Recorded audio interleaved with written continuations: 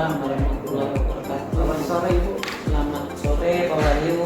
Ada apa ini? Ini Bu, saya ada pertanyaan dari ini sih dari tugas ilustrasi kontekstual di LMS PNN Guru Penggerak. Ini ada beberapa pertanyaan mengenai tulisan yang maksudnya itu adalah benar-benar benar dengan bahasa saya. Oke.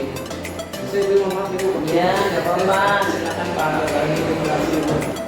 Ini yang pertama Bu, selama ini bagaimana Ibu mengidentifikasi kasus-kasus kompleks di rumah etika atau hidup?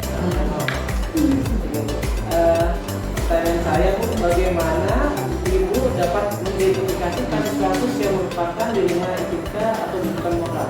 Oh iya, biasanya yang saya lakukan itu pertama dengan memahami tujuan dari kegiatan ini ya, jadi pengambilan keputusan. Kemudian setelah kita tahu tujuannya, kita akan mengidentifikasi resikonya. Nah, kemudian juga kita harus mempertimbangkan nilai budaya dan resiko uji pekerti ya istilahnya, atau potensi ya, resiko potensi itu. Nanti kan biasanya resiko itu saling berbenturan. Betul. Ya, itu dari dasarnya seperti itu Pak. Itu Ibu, kalau bagaimana Ibu menjalankan mengambil keputusan di sekolah? Kalau di kasus yang ada kepentingan benar atau mengandung nilai kebajikan. Biasanya kalau kita mengambil keputusan hal-hal yang seperti itu ya Pak, kita bingung. Biasanya kita ambil yang resikonya paling kecil Pak. Iya, resikonya paling kecil dari pengambilan keputusan itu. Iya, kita ambil yang resikonya terkecil. Iya, itu. Itu langkah-langkahnya bagaimana Bu untuk mengambil keputusan utama yang Ibu lakukan? Biasanya kita kalau untuk langkah-langkahnya itu kita ambil langkah yang efektifnya saja langsung ya Pak. Jadi setelah mengenali masalah, kita akan melakukan identifikasi. Setelah itu kita menganalisis resikonya. Itu langkah-langkahnya seperti itu. Terus hal-hal apa aja selama ini yang Ibu anggap efektif dari pengambilan keputusan kasus-kasus di rumah ini? Biasanya kalau untuk hal-hal yang efektif itu kita setelah bermusyawarah, minta pendapat teman, tapi mengikuti insting kita juga Pak. Gitu. Jadi kita kan setiap manusia ada instingnya ya. Jadi kita ikutin juga gitu. Oh, rasanya yang pas ini. Gitu. Walaupun nanti ya ada benar dengan benar, nanti ada keadilan dengan belas kasihan. Oh ya, pasnya seperti ini, yang pasti insting ya. Iya, itu. Terus ini Bu, selama ini hal-hal yang tantangan dalam mengambil keputusan itu dalam kasusnya seperti apa Bu? Tantangannya sebagai Tantangannya kita kadang-kadang bergejolak ya Pak di dalam jiwa kita itu dalam pengambilan suatu kebijakan. Jadi antara kasihan, tapi ada peraturan yang harus ditegakkan. Jadi kita biasanya ambil jalan tengah, tapi biasanya saya berkomunikasi dengan teman-teman bagaimana jadi tidak mengambil keputusan tetap dengan konsultasi ya. Iya, betul. Iya. Ini Bu, apakah ada tata cara atau jadwal tertentu ketika ingin mengambil keputusan atau prosedur tersebutnya bagaimana atau langkahnya memiliki jadwal untuk menyelesaikan sesuatu misalnya dalam kasus si A misalnya dengan kasus benar dengan benar atau dengan keadilan dengan kasihan itu apakah ada jadwal atau prosedur atau bagaimana? Biasanya kita sendiri ya, kita sendiri pribadi yang langsung membatasi waktu. Karena kan kalau persoalan itu kita tangani tidak boleh harus lama-lama kan nggak boleh Pak, harus basi masalahnya gitu kan nggak boleh gitu ya, nggak bisa Pak. Jadi harus ada target waktu tertentu di mana kita harus menyelesaikan dan kita harus punya keputusan apakah ini kita bisa selesaikan sendiri dalam waktu tertentu atau harus melibatkan atasan kita ya seperti satlam atau seperti sudin atau dinas itu kita punya kriteria masalah ini berat, sedang atau ringan, ya seperti itu Pak. Apakah ada, nah ini kelanjutan Ibu, apakah ada seorang atau faktor-faktor yang mempermudah Ibu dalam mengambil keputusan di lima ini? Biasanya kalau pengambilan keputusan itu kita bermusyawarah dengan manajemen sekolah. Seperti wakil dan staf kita libatkan. Juga kita berusaha untuk nelpon ke pengawas atau ke Bu Kasatla atau ke Sudin untuk minta arahan, ya seperti itu Pak. Dari tim, dari Satgas, Sudin, pengawas untuk minta arahan. Iya, berjenjang. Ibu, yang untuk terakhir Bu, dari semua yang telah disampaikan, pembelajaran yang paling istimewa Ibu atau bisa dipetik dari pengalaman Ibu dalam dilema ini apa nih Bu?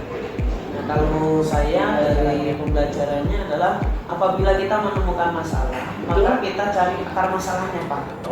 Setelah itu kita minta saran kepada teman-teman atau orang yang di atas kita, ya. Kemudian kita bisa mengambil keputusan itu tanpa ragu-ragu dan biasanya disertai dengan rasa kita, ya, insting tadi. Insting. Ya, biasanya seperti itu Pak. Baik, ya. Jadi ada terakhir dengan atasan tanpa ada ragu-ragu dengan insting. Iya. Baik, terima kasih Itu Pak. Ya. Ini sangat jelas sekali Ibu ya. Jadi saya untuk pengambilan video ini adalah salah satu tugas yang saya boleh bilang dari kalau bergerak di LSS, PMM. Mudah-mudahan ini dari wawancara saya dengan Ibu dan jawaban juga sudah saya tulis semua. Ini sangat bermanfaat bagi saya sendiri untuk belajar lebih baik lagi dalam mengambil keputusan, dan nanti ini juga untuk pelaporan ke tim manajemen atau tim penilai dari Polda. Terima kasih. Sama-sama. Terima kasih Pak. Sukses selalu.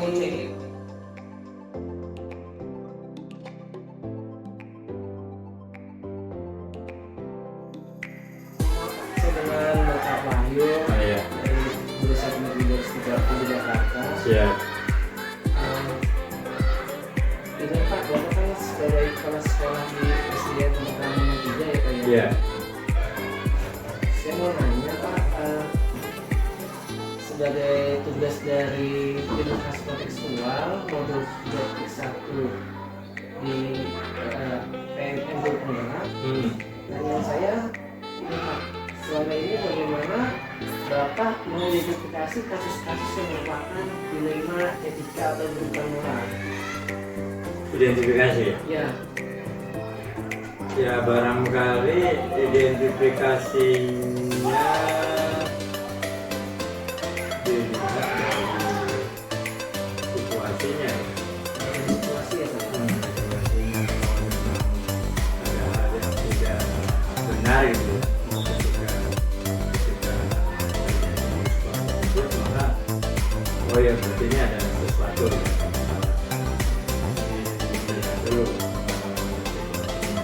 Yang kedua, ya tentu saja barangkali kita lakukan beberapa wawancara kepada guru atau mungkin kepada murid, untuk mengetahui benar tidaknya. Ini ada salah satu yang tadi disebutkan. Setelah memang sudah yakin ya itu siapa ya ini sebenarnya.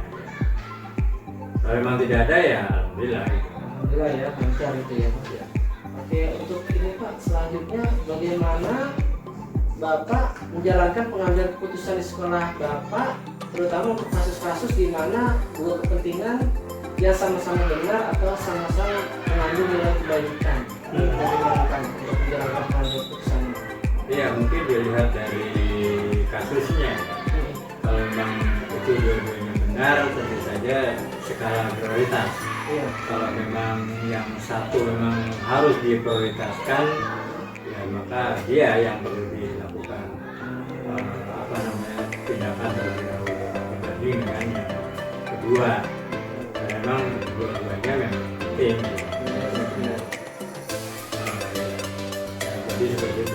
Tapi kalau emang bisa tidak memungkinkan misalnya dua-duanya berjalan ya kenapa tidak kalau memang bisa.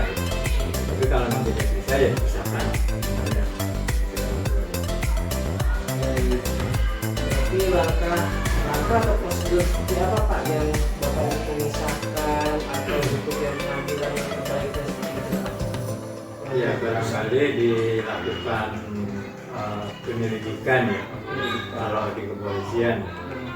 Ya, mungkin kalau di sekolah barangkali kita mungkin memanggil guru ya, bisa saja yang bersangkutan atau mungkin guru lain yang mengetahui untuk masalah tersebut. Nah, setelah sudah diketahui permasalahannya, ya kita ambil keputusan. Hal-hal apa yang selama ini Bapak anggap efektif dalam pengambilan keputusan?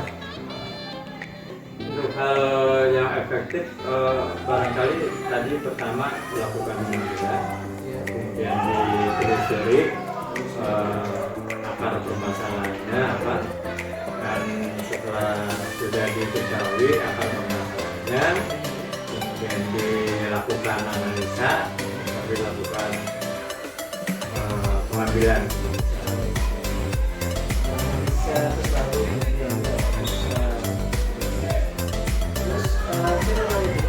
Selama ini yang merupakan tantangan dalam pengambilan keputusan pada kasus-kasus sebelumnya kita itu apa saja ya Pak? Setiap masalah ini mungkin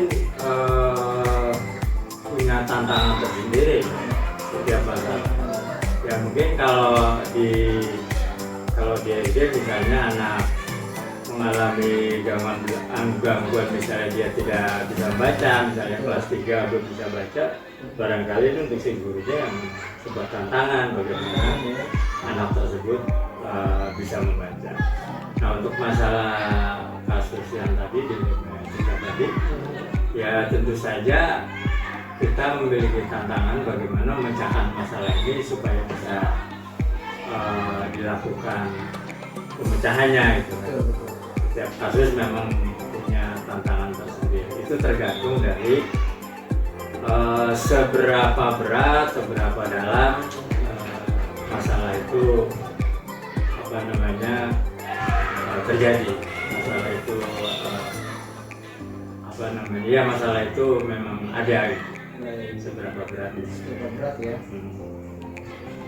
Apakah Bapak memiliki sebuah jadwal tertentu dalam sebuah penyelesaian kasus dilema etika?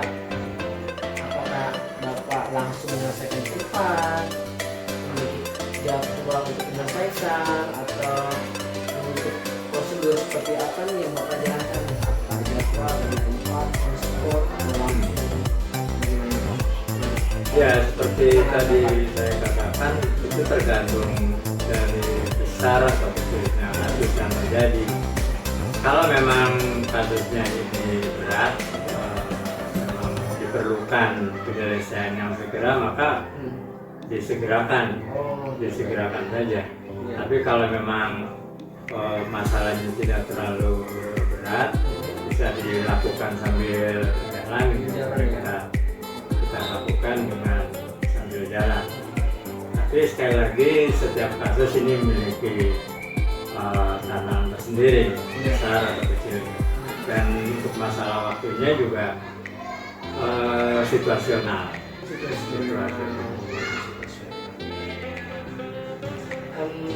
Untuk selanjutnya Pak,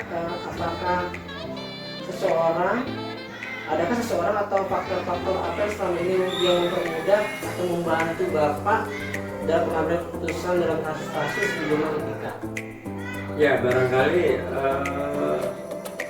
karena kita bekerja di sebuah lembaga pemerintahan ya barangkali kita memiliki ada guru, ada sekolah, ada tim yang kita bentuk ya untuk pemecahan masalah. Ya barangkali ini yang bisa membantu kita untuk permasalahan yang ada. Dan seandainya di level sekolah tidak bisa dipecahkan, ya barangkali kita naik ke atas, mungkin pengawas, satlak dan ya artinya kita berjenjang, tapi diupayakan memang sekolah terlebih dahulu pemecahannya di level sekolah. Kalau memang masalahnya juga tidak bisa, ya kita mau tidak mau kita naikkan ke atas. Ya. Baik Pak, ini yang pertanyaan terakhir, apakah dari semua yang telah disampaikan, pembelajaran apa yang dapat Bapak petik dari pengalaman pengambilan keputusan dilema etika? Ya, artinya di dalam pemecahan masalah ini perlu adanya kerjasama, perlu adanya tim. Ya. Kalau tidak adanya kerjasama, tidak adanya tim, kemudian kekompakan yang kita lakukan bersama, maka kasus yang kecil juga belum tentu bisa terselesaikan dengan baik. Tapi dengan melalui kerjasama, saling bahu-membahu, bersinergi satu sama lain, ya kasus-kasus yang berat barangkali ya mudah-mudahan ini bisa kita selesaikan dan kita hasil yang baik untuk kita semua. Bisa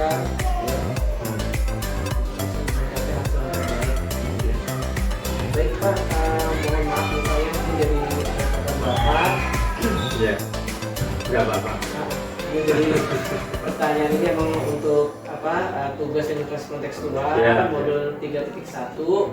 Saya sebagai calon guru penggerak angkatan 10 dari SMP Negeri 30 Jakarta selama berjaya dengan Bapak Kepala Sekolah Bapak Saifuddin, Kepala Sekolah di SDN Pondok Rangon 03. Ya. Terima kasih atas kesempatan waktunya telah berbincang-bincang dengan saya. Mudah-mudahan dari pembelajaran ini, dari berbagai wawancara ini, saya bisa mengambil kesimpulan dan bisa mengambil resume dari langkah-langkah keputusan dilema atau benar dengan benar yang sama-sama mengandung nilai kebaikan. Ya, sama-sama Pak Wahyu. Saya juga terima kasih dan juga menjadi pembelajaran tersendiri juga buat saya selaku pimpinan. Dan mudah-mudahan apa yang Pak Wahyu lakukan dan teman-teman ini berjalan baik dan sukses hingga lulus menjadi guru bank.